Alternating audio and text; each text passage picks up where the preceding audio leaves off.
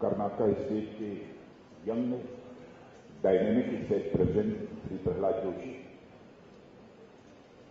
All India general secretary Shri Anant Kumar, जिन्होंने कि मध्य प्रदेश में हिस्टोरिकल विक्ट्री दिलाने में पूरी कोशिश की,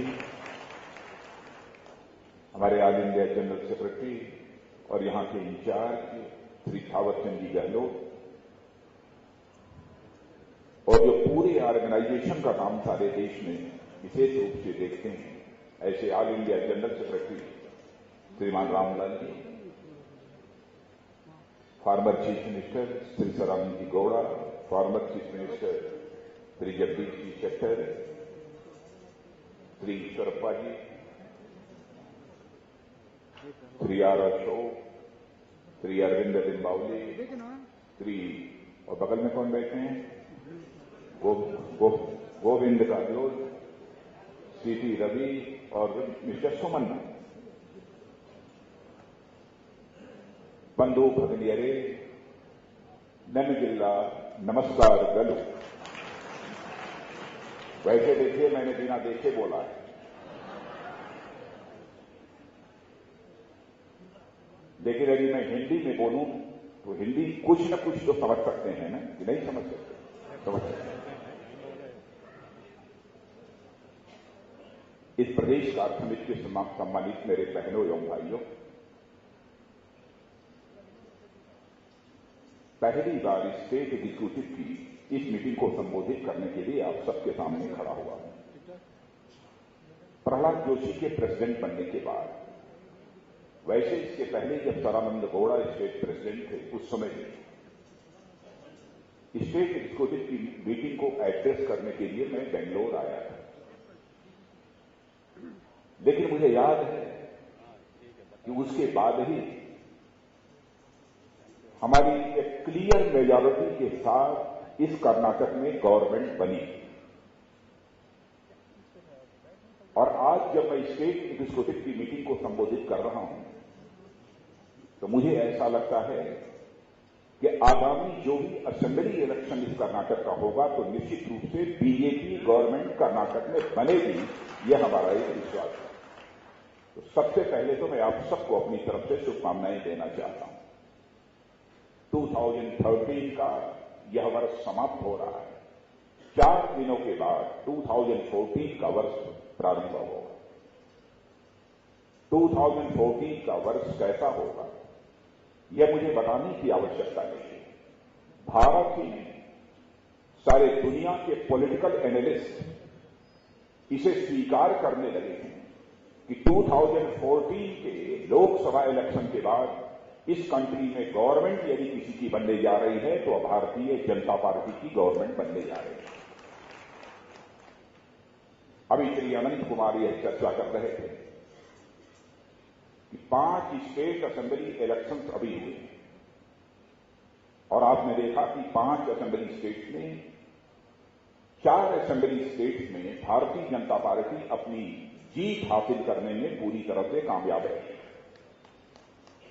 मध्य प्रदेश और राजस्थान में तो हमको हिस्टोरिकल विक्ट्री मिली।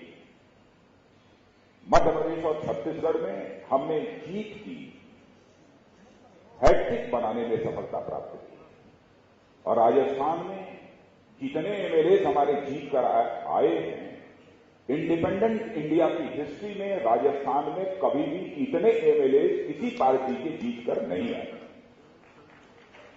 इतनी ग्रैंड विक्ट्री हम लोगों को हासिल हुई है।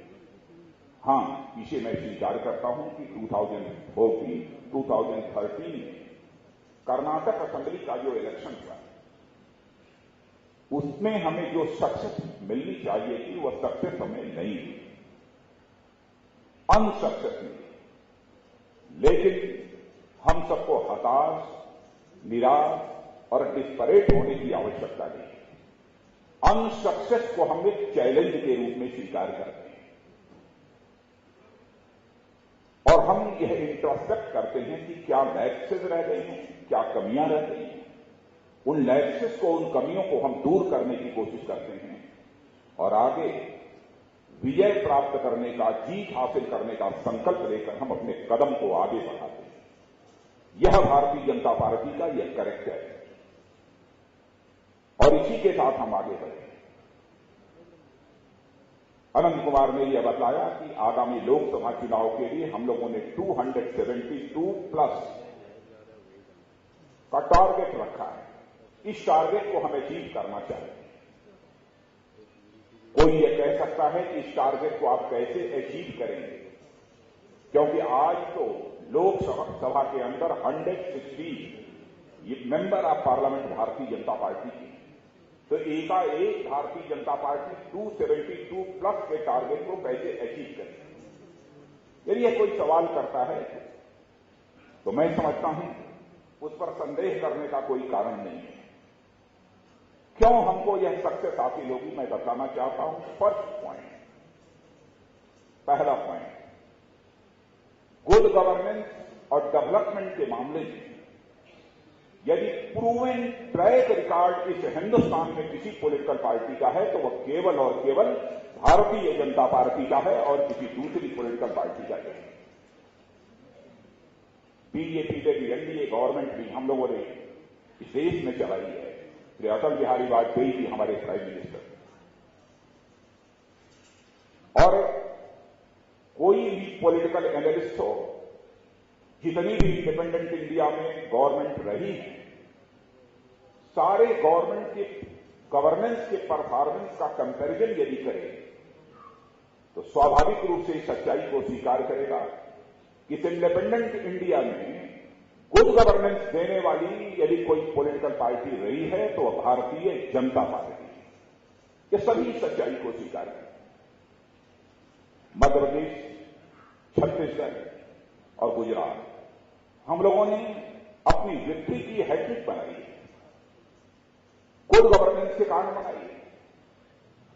गुड गवर्नेंस और डेवलपमेंट, ये हमारे दो इश्यूज होते हैं जिन इश्यूज के आधार पर हम अपने पूरे इलेक्शन को खड़ा करने का काम करते हैं। जहां पर हमारा यह एक प्रूवन ट्रैक रिकॉर्ड है, वहीं पर हम सब इस मामले में भी सौभाग्यशाली हैं। इस कंट्री का मोस्ट पॉपुलर लीडर भी हमारे पास है, जिसे हमने प्राइम मिनिस्ट्रियल कैंडिडेट के रूप में प्रोजेक्ट किया है। और यदि थर्ड पॉइंट यदि मुझे कहना हो तो मैं कह सकता हूं, बीजेपी इस पॉलिटिकल पार्टी के पास जितना बड़ा कैडर है, मैं कह सकता हूं कि हिंदुस्तान की किसी भी पॉलिटिकल पार्टी के पास इतना बड़ा कैडर नहीं।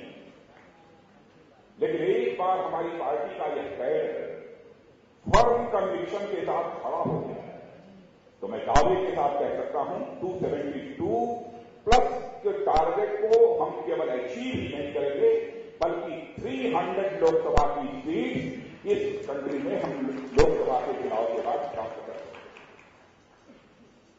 और यह बात कॉन्फिडेंस के साथ मैं इसलिए कहता हूं, राजस्थान में जब असेंबली इलेक्शन चल रहा था, वहां जिसे चीफ मिनिस्टर कैंडिडेट के रूप में हमने प्रोजेक्ट किया था वसुंधरा जी, तो मैंने वसुंधरा जी से पूछा कि आपको क्या उम्मीद है, कितनी सीटें असेंबली की हम इस असेंबली इलेक्शन में जीतेंगे।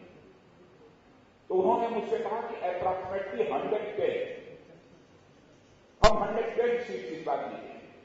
वह भी एक्सपेक्ट नहीं कर रही थी कि इस बार के असेंबली इलेक्शन में राजस्थान में भारतीय जनता पार्टी को 163 सीट पर विजय प्राप्त होगी, यह उनको भी कल्पना नहीं।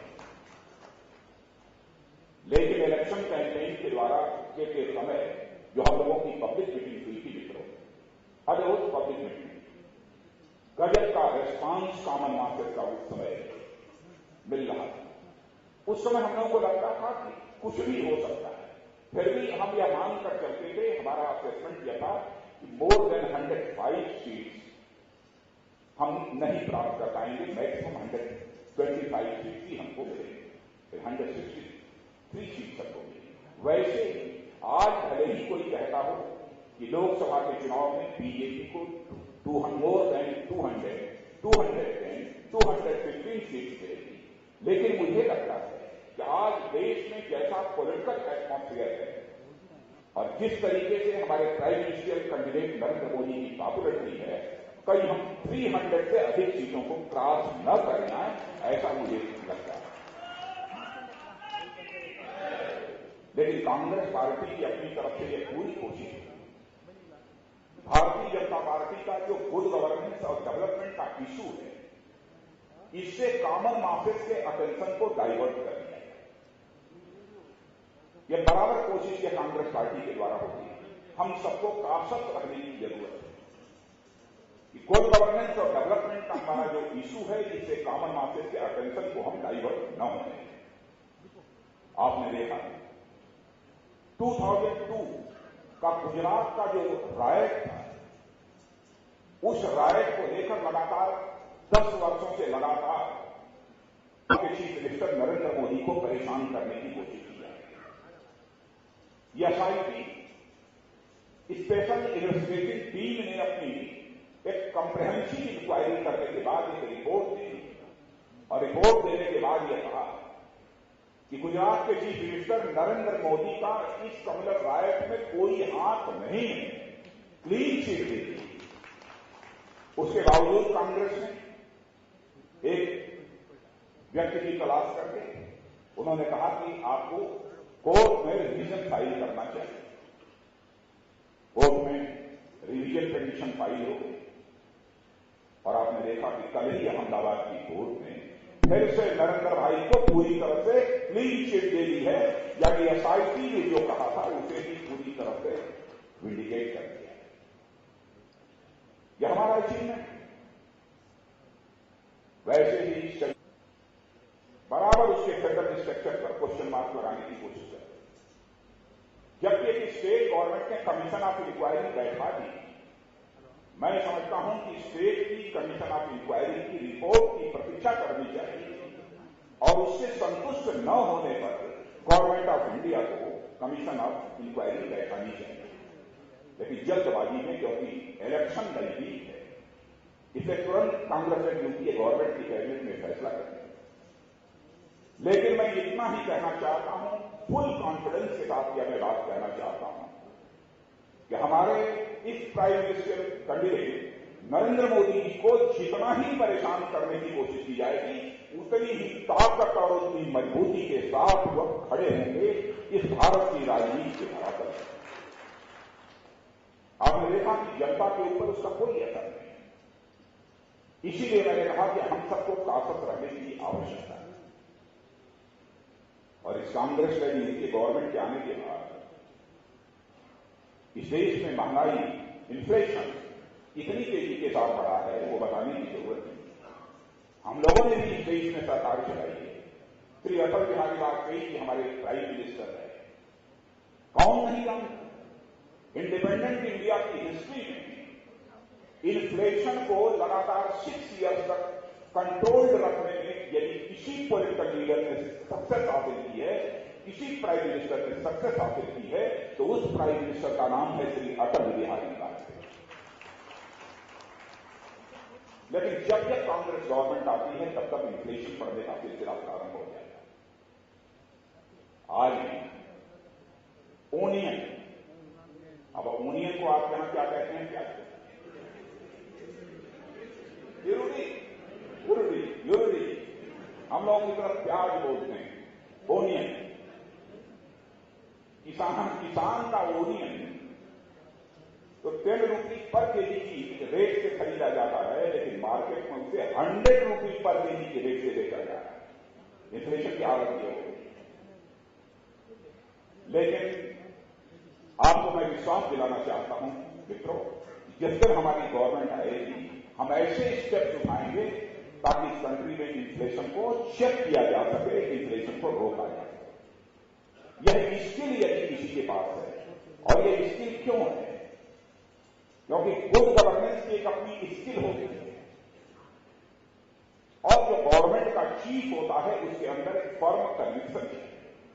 द फर्म कन्विक्शन और स्किल, यह दोनों यदि किसी के पास है तो केवल भारतीय जनता पार्टी के पास है। इसे हम पूरी तरह से कंट्रोल करें।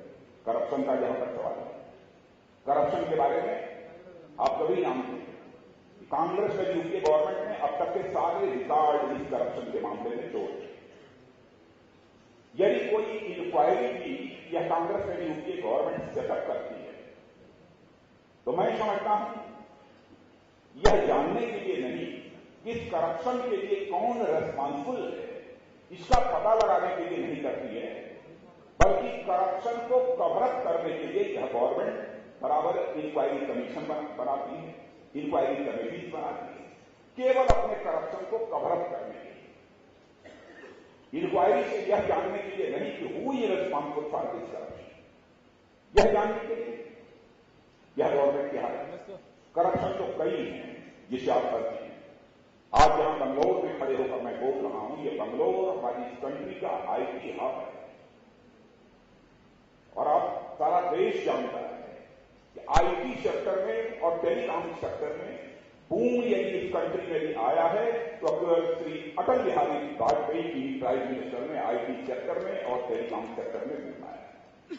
लेकिन 2G स्पेक्ट्रम में जिस तरीके से स्पेक्ट्रम का एलोकेशन हुआ है, उसमें जितना बड़ा करप्शन हुआ है, टेलीकॉम सेक्टर को भी कांग्रेस या यूपीए गवर्नमेंट ने पूरी तरह से दागदार बनाया। लेकिन आपने देखा कि अब करप्शन रोकने का सबसे बड़ा चैंपियन कौन है? राहुल गांधी जी अपने को राहुल गांधी यह सिद्ध करने की कोशिश कर रहे हैं कि करप्शन यदि कोई रोक सकता है तो केवल राहुल गांधी रोक सकते हैं, सोनिया जी रोक सकती हैं और कोई नहीं रोक सकता। जिन लोगों ने करप्शन के मामले में जिनकी गवर्नमेंट ने इतने रिकॉर्ड बनाए हैं, वह चैलेंज करें कि हम करप्शन को रोक सकते हैं। लोकपाल बिल, वैसे श्री अटल बिहारी वाजपेयी जी ने भी अपने समय में लोकपाल बिल पार्लियामेंट में पेश किया, और उस समय अटल जी ने बोलते हुए कहा था यह लोकपाल बिल कब तक पार्लियामेंट में धूल खाता रहेगा, धूल चाटता रहेगा, कब तक यह पाता रहेगा? क्या प्राइम मिनिस्टर को इस लोकपाल बिल की परिधि में नहीं होना चाहिए? यह बात पहली बार पार्लियामेंट में किसी ने कही थी, वो श्री अटल बिहारी वाजपेयी ने। और लेकिन आज जिस कांग्रेस पूरी क्रेडिट देने की कोशिश कर रही है और करप्शन को चेक करने के मामले में सबसे बड़ी चैंपियनशिप का भी अवार्ड वो हासिल करना चाहते हैं। बहनों भाइयों, यदि हमें यदि श्रेय देना हो तो मैं कहना चाहूंगा, लोकपाल बिल जो संसद के दोनों सदनों में पास हुआ है, उसकी क्रेडिट यदि किसी को दी जानी चाहिए तो अन्ना हजारे को उसकी क्रेडिट दी जानी चाहिए, कांग्रेस उसकी क्रेडिट नहीं दे सकती। लेकिन मैं ऐसा मानता हूं कि लोकपाल बिल पारित हुआ है, इसमें हमारे संसद यानी पार्लियामेंट के दोनों हाउसेस के लीडर अपोजिशन, लोकसभा में श्रीमती सुषमा स्वराज और राज्यसभा में श्री अरुण जेटली ने बहुत ही इंपॉर्टेंट रोल प्ले किया है। मैं उनको भी अपनी तरफ से बधाई देना चाहता हूं। लेकिन लोकपाल बिल अपने में यह सफिशिएंट नहीं है। इसके लिए यह भी आवश्यक है कि विसल ब्लोअर प्रोटेक्शन बिल भी संसद में पारित होना चाहिए, और विसल ब्लोअर प्रोटेक्शन बिल भी या भारतीय जनता पार्टी की जो गवर्नमेंट बनेगी तो हम इसे पास करेंगे। इसेंशियल सर्विसेज टाइम बाउंड की जानी चाहिए। निर्धारित समय के अंदर यदि इसेंशियल सर्विसेज जो कॉमन मासेस को मिलनी चाहिए कि वह नहीं मिलती है तो उसके लिए पनिशमेंट का अथवा पेनाल्टी का प्रोविजन होना चाहिए। यह भारतीय जनता पार्टी का यह मानना है। तब जाकर यह लोकपाल बिल इफेक्टिवली यह लागू हो पाएगा और इसका इफेक्ट, इसका प्रभाव देखने को इस देश को मिलेगा। यानी काफी हद तक करप्शन को हम चेक कर सकते हैं, करप्शन को हम मिनिमाइज कर सकते हैं। केवल लोकपाल बिल से नहीं, लोकपाल बिल के साथ विसल ब्लोअर प्रोटेक्शन बिल भी पास होना चाहिए और इसेंशियल सर्विसेज जो कॉमन मार्केट को मिलती है उसे टाइम बाउंड किया जाना चाहिए, तभी याद रखें। और इसके अंदर करप्शन, लोकपाल बिल, यह सब सारे जितने भी इश्यूज हैं, इस पर भारतीय जनता पार्टी के कंसेप्ट में बराबर क्लैरिटी रही है कि हम इस करप्शन को हम कैसे रोक सकते हैं। बराबर क्लैरिटी रही है। इस पर हम लोगों के मन में कभी भी कोई कंफ्यूजन नहीं रहा। यदि मैं अब स्टेट गवर्नमेंट की चर्चा करूं, स्टेट गवर्नमेंट के बारे में आप लोग जानते हैं 6 महीने से यहां पर कर्नाटक में कांग्रेस की गवर्नमेंट है। क्या हो रहा है? केन शुगर ग्रोवर्स असेंबली के सामने आकर सुसाइड कर रहे हैं। इससे बड़े शर्म की बात किसी गवर्नमेंट के लिए और दूसरी क्या हो सकती है? क्यों ऐसा हो रहा है? मैं जानता हूं कि एक क्विंटल केन शुगर से 35 केजी शुगर और 150 यूनिट पावर और 40 लीटर अल्कोहल तैयार किया जा सकता है। और यदि सारी की सब्जी यदि कास्ट को यदि हम मिला लें तो एक क्विंटल केन शुगर से लगभग 40,000 करोड़ 40,000 रुपए हमको प्राप्त होते हैं। तो केन शुगर ग्रोवर्स को रिजनरेटिव और फेयर प्राइसेस क्यों नहीं दी जा सकती हैं, यह हमारे समझ के परे है। और कर्नाटक के केन शुगर ग्रोवर्स को यहां असेंबली के सामने आकर उनको सुसाइड करने पर मजबूर होना पड़ता है। और बहनों भाइयों मैं कह सकता हूं, फार्मर्स के लिए भी इस हिंदुस्तान में सबसे अधिक काम यदि किसी पॉलिटिकल पार्टी ने किया है, किसी गवर्नमेंट ने भी किया है, तो बीजेपी गवर्नमेंट ने किया है। आप मध्य प्रदेश में चले जाइए, छत्तीसगढ़ में चले जाइए, वहां पर आज हमारी गवर्नमेंट फार्मर्स को 0% रेट ऑफ इंटरेस्ट पर एग्रीकल्चरल लोन प्रोवाइड कर रहे हैं।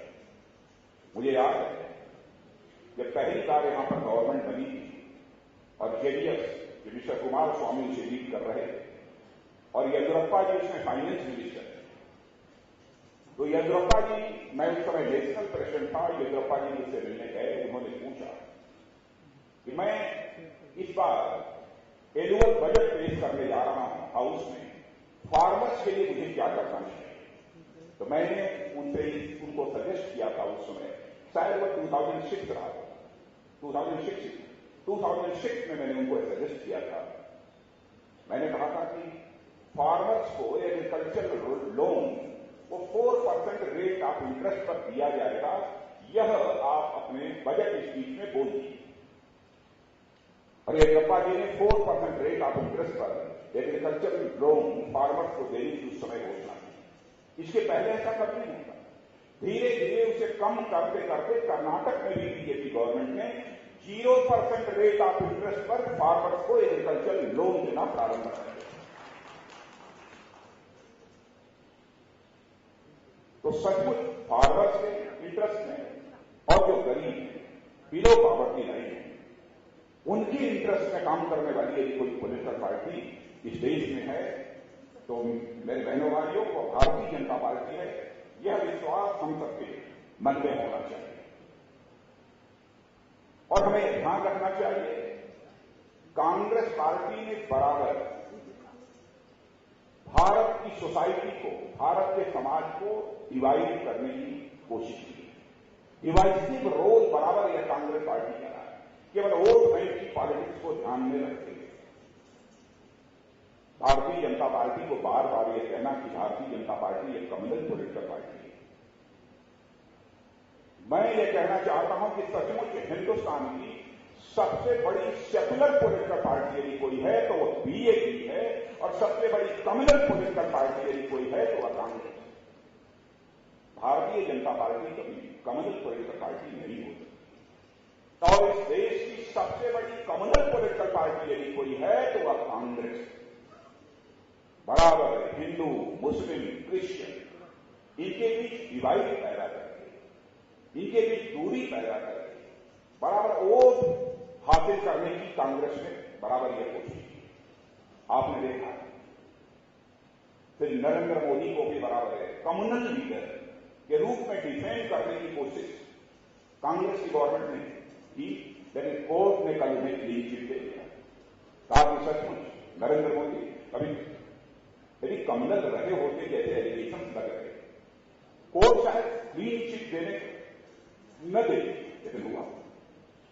आज तक कोई भी एक ऐसा केस बीजेपी से संबंधित नहीं रहा जो कभी प्रूव हुआ हो और बीजेपी को अथवा बीजेपी के किसी पॉलिटिकल लीडर के संबंध में यह कहा जा सकता है कि उनकी अप्रोच कम्युनल है, किसी के बारे में नहीं है।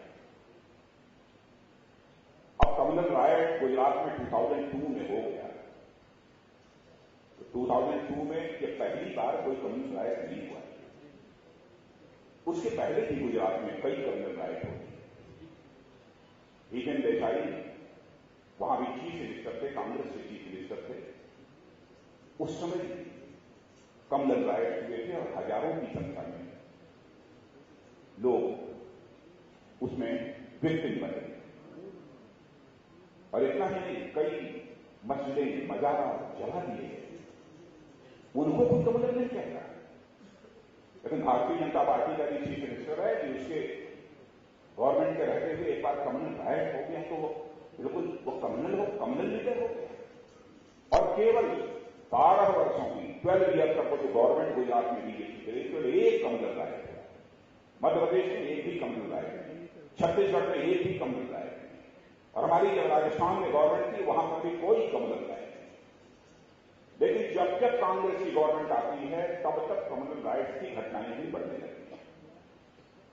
केवल यह डिवाइड हिंदू और मुसलमान और क्रिश्चियन के बीच में पैदा करने के लिए यह कॉन्स्पिरेसी कांग्रेस के द्वारा चलाई जाती है। और आपने देखा कि अभी हाल में ही एक कम्युनल वायलेंस बिल कांग्रेस के युग के गवर्नमेंट के द्वारा लाए जाने की कोशिश की जा रही है। क्या आज के जो इंडियन पेनल कोड के प्रोविजंस हैं, क्या इन इंडियन पेनल कोड के प्रोविजंस के आधार पर कम्युनल राइट्स को नहीं रोका जा सकता? क्या जरूरत है अलग से कम्युनल राइट्स बिल यह लाने की? लेकिन केवल यहां की माइनॉरिटीज को यह गवर्नमेंट मैसेज देना चाहती है कि तुम्हारे इंटरेस्ट को यदि कोई प्रोटेक्ट कर सकता है तो केवल और केवल कांग्रेस प्रोटेक्ट कर सकती है। कि हम मैसेज देना चाहते हैं क्योंकि 2014 का इलेक्शन होती है और कोई दूसरा उनका पर्पज नहीं है। यानी यह कम्युनल प्रोटेक्शन बिल, ये कम्युनल वायलेंस बिल आ जाने के बाद मित्रों जो माइनॉरिटी होगा भले ही वह कम्युनल राइट के लिए रेस्पॉन्सिबल हो, वह विक्टिम सदैव विक्टिम रहेगा।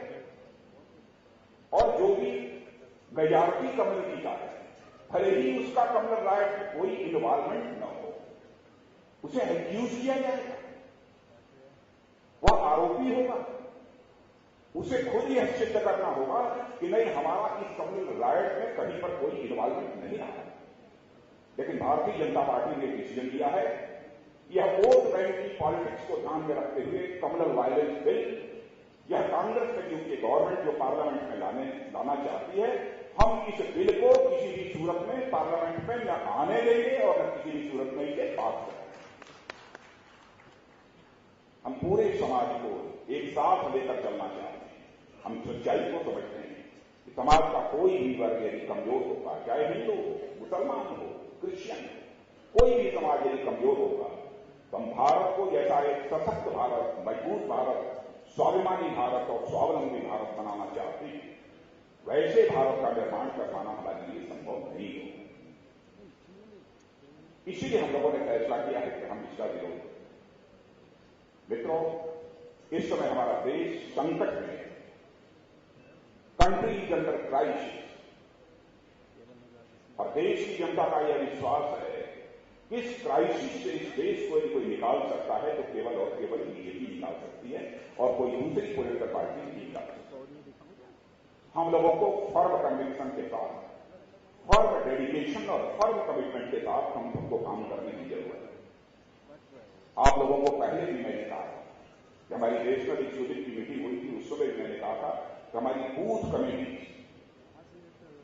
हर पोलिंग बूथ की कमेटी भारतीय जनता पार्टी की बननी है। मैं प्रहलाद जोशी से पूछ रहा था, मुझे खुशी है ये लगभग काफी 70% पोलिंग बूथ कमेटी बन गई, 60% पोलिंग बूथ कमेटी बन चुकी है। यह जानकारी प्रहलाद जोशी ने दी। लेकिन मैं आप सबसे इस स्टेट एग्जीक्यूटिव में आपका आह्वान करना चाहता हूं कि मित्रों, यह आप संकल्प लीजिए कि विदिन ए मंथ, एक महीने के अंदर कर्नाटक स्टेट का एक भी पोलिंग बूथ शेष नहीं बचेगा जहां पर कि बीजेपी की बूथ कमेटी नहीं बन जाएगी। यह संकल्प लेकर हम लोगों को इस एग्जीक्यूटिव की बैठक के बाद अपने क्षेत्र को वापस होना। यदि हम यह संकल्प नहीं लेंगे तो हम जो चुनावी सफलता हासिल करना चाहते हैं वह चुनावी सफलता हासिल नहीं होगी। मेरा यह मानना है कि हमारी बूथ कमेटी बनी हुई है तो हमारा वह बूथ का वर्कर पार्टी के मैसेज को लेकर घर घर जाने का काम करता है और साथ ही जिस दिन पोलिंग डेट होती है, पोलिंग के डेट उस दिन भी, पोलिंग के दिन भी लोगों को निकालकर और साथ जाकर तो वोट वहां पर ईवीएम मशीन के माध्यम से बीजेपी के फेवर में वो वोट दिलवाता है। सबसे बड़ा रोल यदि किसी का होता है तो हमारे बूथ कमेटी के वर्कर का होता है। हमारी बूथ कमेटी बननी चाहिए, इस पर मैं विशेष रूप से आपको आग्रह करना चाहूंगा। इलेक्शन कैंपेन की दृष्टि से प्रदेश के अवसर पर लोग यह विचार करेंगे कि हमें क्या आइडिया फ्लोट करनी चाहिए जो कॉमन मासेस के इवैल्यूएशन को कैप्चर कर सके। यह सब तो स्टेट लेवल पर विचार होगा, लेकिन डिस्ट्रिक्ट लेवल पर भी हम यह सोचें, डिस्ट्रिक्ट लेवल पर भी हमारी कॉमन मासेस की प्रॉब्लम्स क्या है, इन प्रॉब्लम्स को, चैलेंज को मीट आउट करने के लिए हमें क्या क्या स्टेप्स उठाने चाहिए। इन सब सारी चीजों के संबंध में भी आपको जिले स्तर पर भी विचार करना चाहिए। और इलेक्शन कैंपेन की इफेक्टिव प्लानिंग केवल प्रदेश स्तर पर और केंद्र स्तर पर करने से काम नहीं चलेगा।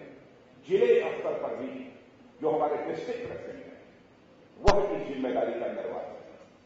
मुझे पूरा विश्वास है यदि फर्म कन्विक्शन के साथ यदि आपने फैसला कर लिया कि हम आगामी लोकसभा के चुनाव में भारतीय जनता पार्टी की क्लियर मेजॉरिटी के साथ इस देश में गवर्नमेंट बनाएंगे, तो मुझे पूरा विश्वास है उसी कन्विक्शन के आधार पर आप लोकसभा के इलेक्शन में कर्नाटक में 20 आउट ऑफ 28 नहीं बल्कि टारगेट होना चाहिए 28 आउट ऑफ 28। यह टारगेट लेकर हम सबको आगे बढ़ने की जरूरत है। इसमें सारे देश का माहौल हम सभी के अनुकूल है, इसलिए इससे ज्यादा कुछ न कहते हुए मैं नए वर्ष की आप सबको शुभकामनाएं देते हुए और साथ ही साथ भारतीय जनता पार्टी आगामी लोकसभा के इलेक्शन में शानदार सफलता यहां पर हासिल करे, यह कामना करते हुए अपनी बात समाप्त करते।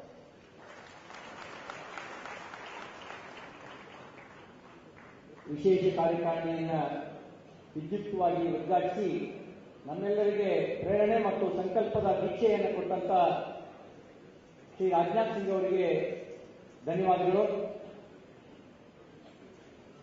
ಎಲ್ಲರೂ ಕುತ್ಕೊಳ್ಬೇಕು, ಒಂದು ನಿಮಿಷ ಕುತ್ಕೊಳ್ಬೇಕು.